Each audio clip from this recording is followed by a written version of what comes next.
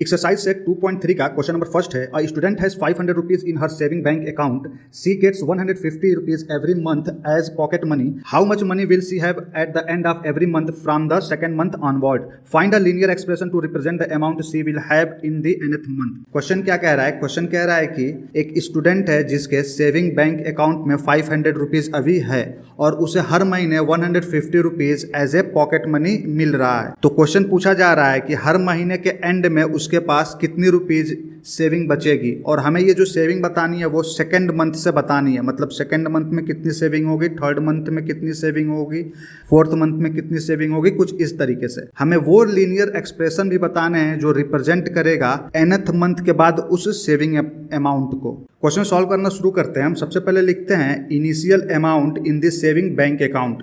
इस शुरुआत में सेविंग बैंक अकाउंट में उसके पास कितने रुपीज थे, तो स्टार्टिंग में उसके पास 500 रुपीज थी। हर महीने उसे कितनी पॉकेट मनी मिल रही थी? Pocket money received every month, हर महीने उसे 150 rupees as a pocket money मिल रही थी। Amount at the end of each month, हर महीने के एंड में उसके पास कितनी रुपीज बच रही थी वो निकालते हैं। मंथ अमाउंट, सबसे पहले फर्स्ट मंथ की सेविंग निकालते हैं। तो उसके पास पहले से ही 500 रुपीज़ थी और फर्स्ट मंथ में उसे 150 रुपीज़ और मिला, तो फर्स्ट मंथ के एंड में उसके पास टोटल सेविंग होगी 150 रुपीज़। सेकेंड मंथ की निकालते हैं। 500 रुपीज़ उसके पास पहले से ही था, सेकेंड मंथ में भी उसे 150 रुपीज़ मिला, तो सेकेंड मंथ के एंड में उसके पास 800 रुपीज़ टोटल सेविंग होगी। थर्ड मंथ की निकालते हैं।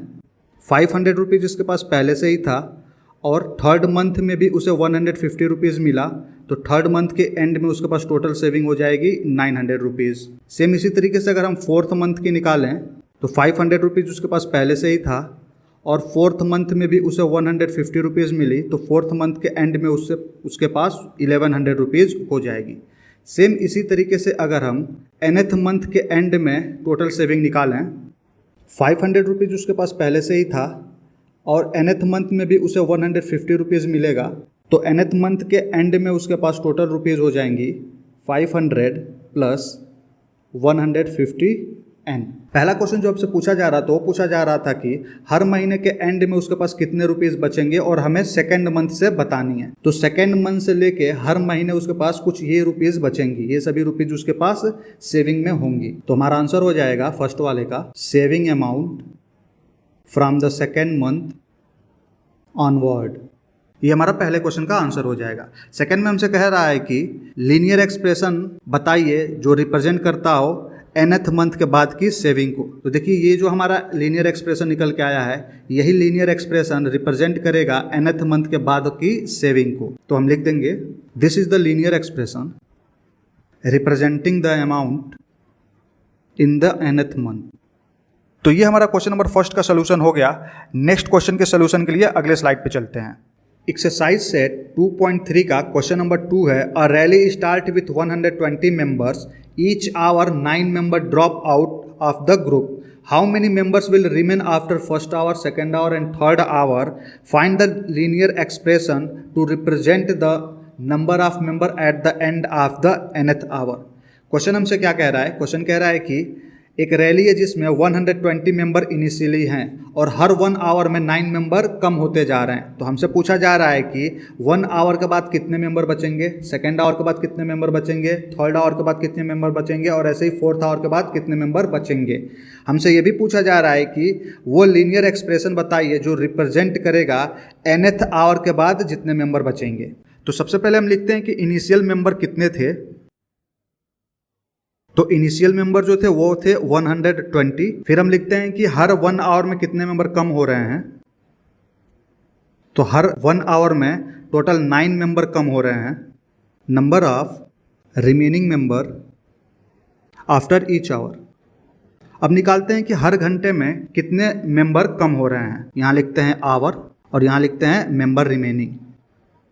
निकालते हैं कि पहले घंटे में कितने मेंबर कम होते हैं। तो फर्स्ट आवर में टोटल 120 मेंबर थे, पहले आवर में 9 मेंबर कम हो गए, तो पहले आवर के बाद 111 मेंबर बचे। सेम इसी तरीके से सेकेंड आवर के बाद कितने मेंबर बचते हैं वो निकालते हैं। तो 120 मेंबर पहले थे, सेकेंड आवर में भी 9 मेंबर कम हो गए, तो after second hour total 102 member बचते हैं। सेम इसी तरीके से जब हम थर्ड आवर पे निकालते हैं तो टोटल 120 मेंबर थे और तीसरे घंटे भी 9 मेंबर कम होते हैं, तो after third hour total 93 members बचते हैं। सेम इसी तरीके से आफ्टर फोर्थ आवर निकालते हैं, 120 मेंबर पहले से ही थे और फोर्थ आवर में भी 9 मेंबर कम हो जाएंगे, तो after fourth hour total 84 member बचेंगे। सेम इसी तरीके से अगर हम after nth hour remaining member निकालने जाएं तो 120 मेंबर पहले से ही थे और n आवर में भी 9 मेंबर कम हो जाएंगे, तो after nth hour remaining member बचेंगे 120 माइनस 9n। तो फर्स्ट क्वेश्चन जो हमसे पूछा जा रहा था वो पूछा जा रहा था कि हर एक घंटे बाद, मतलब पहले घंटे बाद कितने मेंबर बचेंगे, दूसरे घंटे बाद कितने मेंबर बचेंगे, तीसरे घंटे बाद कितने मेंबर बचेंगे। तो ये जो हमने निकाला है यही आंसर हो जाएगा पहले क्वेश्चन का। तो हम लिख देंगे member remaining after each hour. Second part में हमें वो लीनियर एक्सप्रेशन लिखना था जो रिप्रेजेंट करे nth आवर के बाद कितने मेंबर बचेंगे। तो ये जो हमने निकाला है nth आवर का रिमेनिंग मेंबर, यही हमारी लीनियर एक्सप्रेशन है जो रिप्रेजेंट करेगी nth आवर के बाद रिमेनिंग मेंबर को। तो हम लिख देंगे this is the linear expression representing number of member at the end of nth hour. तो ये हमारा 2.3 का क्वेश्चन नंबर 2 का सोल्यूशन रहा। अगले क्वेश्चन के सोल्यूशन के लिए नेक्स्ट स्लाइड पे चलते हैं। एक्सरसाइज सेट 2.3 का क्वेश्चन नंबर 3 है, suppose the length of a rectangle is 13 centimetre, find the area if the breadth is 12 centimetre, 10 centimetre, 8 centimetre, find the linear pattern representing the area of the rectangle.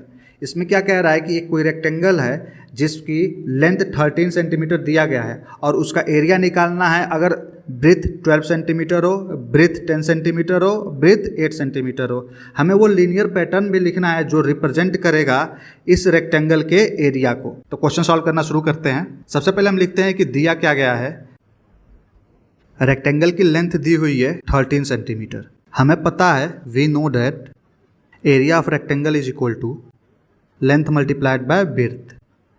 अब अगर breath 12 centimetre हो और हमें पता है area equal to होता है length multiplied by breath, length 13 centimetre है और ब्रेथ 12 सेंटीमीटर है, तो यहाँ से एरिया जो निकल के आएगा वो निकल के आ जाएगा 156 सेंटीमीटर स्क्वायर।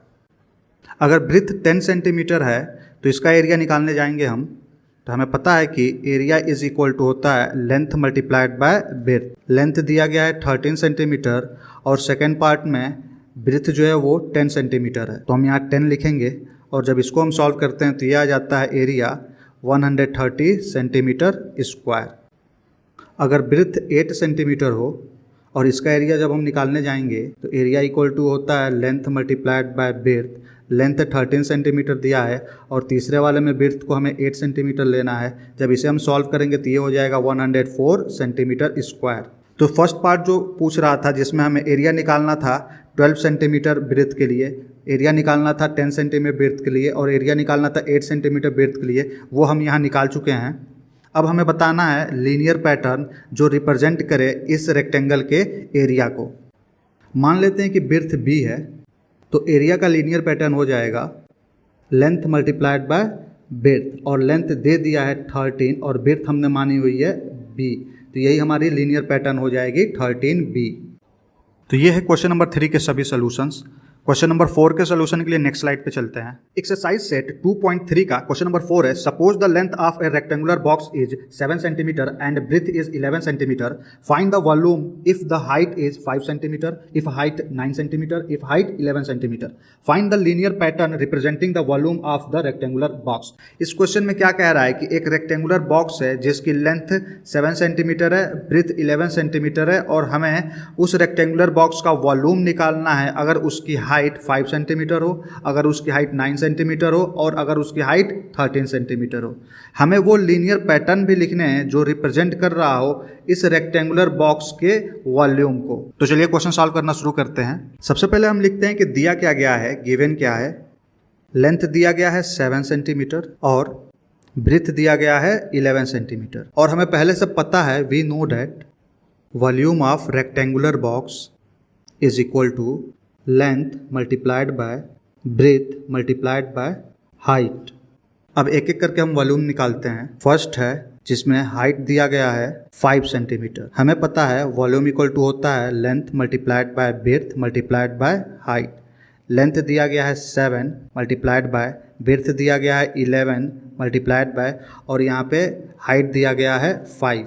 जब हम मल्टीप्लाई करते हैं तो ये आ जाता है 385 सेंटीमीटर क्यूब। पहले का ये आंसर हो गया। सेम इसी तरीके से हम वॉल्यूम निकालते हैं। अगर हाइट 9 सेंटीमीटर हो तो वॉल्यूम इक्वल टू हो जाएगा length multiplied by breadth multiplied by height, जहाँ पे लेंथ हमें 7 दिया गया है, ब्रेथ 11 दिया गया है और इस बार हाइट हमें 9 लेनी है। जब हम ये मल्टीप्लाई करेंगे तो ये हमारा आ जाएगा 693 सेंटीमीटर क्यूब। इसी तरीके से जब हम थर्ड पार्ट निकालेंगे तो इसके लिए हाइट दिया गया है 13 सेंटीमीटर।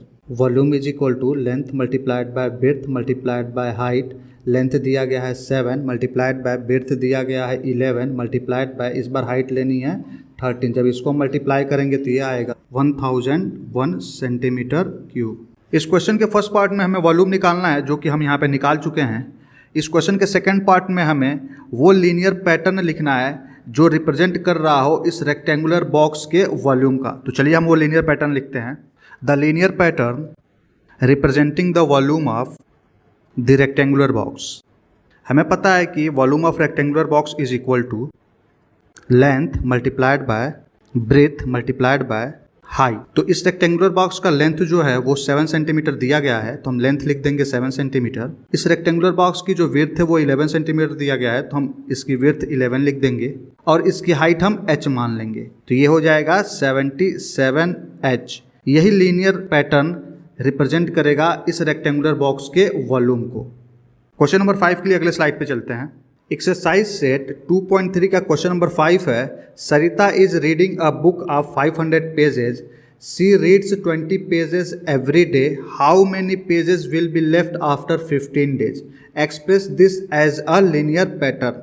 इस क्वेश्चन में क्या कहा जा रहा है कि सरिता के पास एक बुक है जिसमें 500 पेजेस हैं। सरिता हर दिन 20 पेजेस पढ़ रही है, तो 15 डेज के बाद उस बुक में कितना पेजेस रह जाएगा पढ़ने के लिए, और हमें इसे लीनियर पैटर्न में भी एक्सप्रेस करना है। तो चलिए क्वेश्चन को सॉल्व करते हैं। सबसे पहले लिखते हैं कि दिया क्या गया है, total pages in the book. इस बुक में टोटल 500 पेजेस दिए गए हैं। पेजेस रीड एवरी डे, ये हर दिन 20 पेजेस पढ़ रही है। पेज रीड्स इन 15 डेज, तो ये 15 दिन में टोटल कितनी पेजेस पढ़ चुकी होगी? एक दिन में 20 पेज पढ़ रही है, तो 15 दिन में 15 से मल्टीप्लाई कर देंगे तो टोटल 300 निकल के आ जाएगी। मतलब 15 डेज में ये टोटल 300 पेजेस पढ़ चुकी है। पेज लेफ्ट आफ्टर 15 डेज, देखिए टोटल 15 दिन में 300 पेजेस ये पढ़ चुकी है, तो कितनी पेजेस पढ़नी अभी बाकी रह गई है वो निकालते हैं। तो टोटल 500 पेजेस की इसकी बुक थी, 15 दिन में इसने 300 पेजेस पढ़ चुकी है, तो पेजेस पढ़ने के रह गए हैं इसके पास टोटल 200 पेजेस। तो पहला क्वेश्चन हमसे यही कह रहा था कि कितनी पेजेस बच गई हैं पढ़ने के लिए। तो टोटल पेजेस थी 500, 300 इसने 15 दिन में पढ़ लिया, तो 200 पेजेस अभी रह गई हैं पढ़ने के लिए। अब इसे हमें लीनियर पैटर्न में एक्सप्रेस करना है। लीनियर पैटर्न पता करने के लिए हम लिखेंगे amount of pages left to read after each day. तो पता करते हैं कि पहले दिन के बाद कितने पेजेस हैं जो अभी पढ़ने बाकी रह गए हैं। तो टोटल 500 पेजेस थी उसमें, और पहले दिन उसने 20 पेजेस पढ़ा, तो आफ्टर फर्स्ट डे 480 पेज अभी रह रहे हैं पढ़ने के लिए। सेकेंड डेज के बाद टोटल 500 पेजेस थी, सेकेंड डे भी उसने 20 पेज पढ़ा, तो आफ्टर सेकेंड डेज 460 पेजेस हैं जो अभी पढ़ने बाकी हैं। थर्ड डे 500 टोटल पेजेस थी, तीसरे दिन भी उसने 20 पेजेस पढ़े हैं, तो आफ्टर थर्ड डे 440 पेजेस अभी और हैं जो उसे पढ़ने हैं। सेम इसी तरीके से अगर हम पता करें कि nth डेज के बाद कितनी पेजेस रह जा रही हैं पढ़ने की, टोटल 500 पेजेस थी और nth डेज भी उसने 20 पेजेस पढ़े हैं, तो after nth days 500 minus 20 n page जो है अभी पढ़ने बाकी रह गए हैं। यही 500 माइनस 20n लीनियर पैटर्न है जो रिमेनिंग पेज को रिप्रेजेंट करेगा। तो हम लिख देंगे this is the linear pattern to expressed remaining page to read after nth day.